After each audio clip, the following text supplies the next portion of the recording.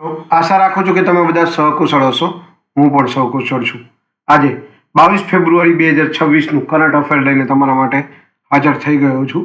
તો ચાલો મોડું ન કરતા આજનો વિડીયો શરૂ કરીએ છીએ. એની પહેલાં કહેવા માંગીશ કે ચેનલ પર નવા હો તો સબસ્ક્રાઇબ કરી લેજો. વિડીયો જો પસંદ આવે તો લાઇક કરી દેજો. ભાઈ બંધ દોસ્ત ફેમિલી મેમ્બર સાથે આ વિડીયો શેર કરવાનું બિલકુલ ન ભૂલતા, જે પણ ગવર્મેન્ટ એક્ઝામની તૈયારી કરતા હોય.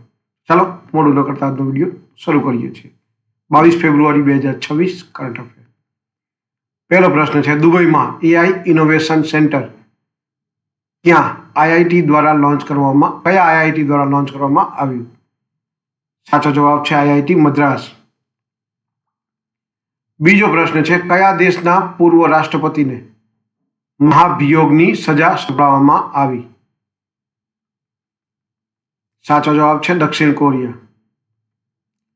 ત્રીજો પ્રશ્ન છે, માઇક્રોસોફ્ટ ગેમિંગ ના સીઈઓ તરીકે કોને નિયુક્ત કરવામાં આવ્યા? સાચો જવાબ છે આશા શર્મા. ચોથો પ્રશ્ન છે, ભારત સાથે ડિજીલોકર પાયલોટ પ્રોજેક્ટ માટે કયા દેશે સમજૂતી કરી? સાચો જવાબ છે કેન્યા. પાંચમો પ્રશ્ન છે, ચર્ચામાં રહેલું કંડલાઓન જ્વાળામુખી કયા દેશમાં આવેલું છે? સાચો જવાબ છે ફિલિપાઇન્સ. છઠ્ઠો પ્રશ્ન છે, વિશ્વ ચિંતન દિવસ વર્લ્ડ થિંકિંગ ડે ક્યારે ઉજવાય છે? સાચો જવાબ છે 22 ફેબ્રુઆરી. સાતમો પ્રશ્ન છે, ભારતે પોતાની પ્રથમ હાઈ સ્પીડ ફેરી કયા દેશને ભેટ આપી? સાચો જવાબ છે માલદીવ.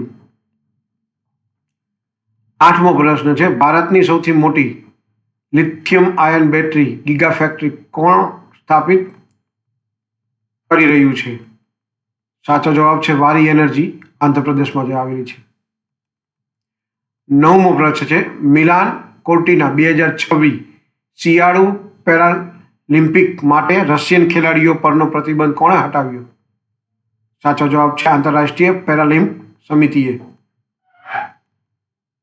10મો અને છેલ્લો પ્રશ્ન છે, એઆઈ એક્શન સમિટ દરમિયાન ભારત કઈ અમેરિકી પહેલમાં જોડાવાની જાહેરાત કરી?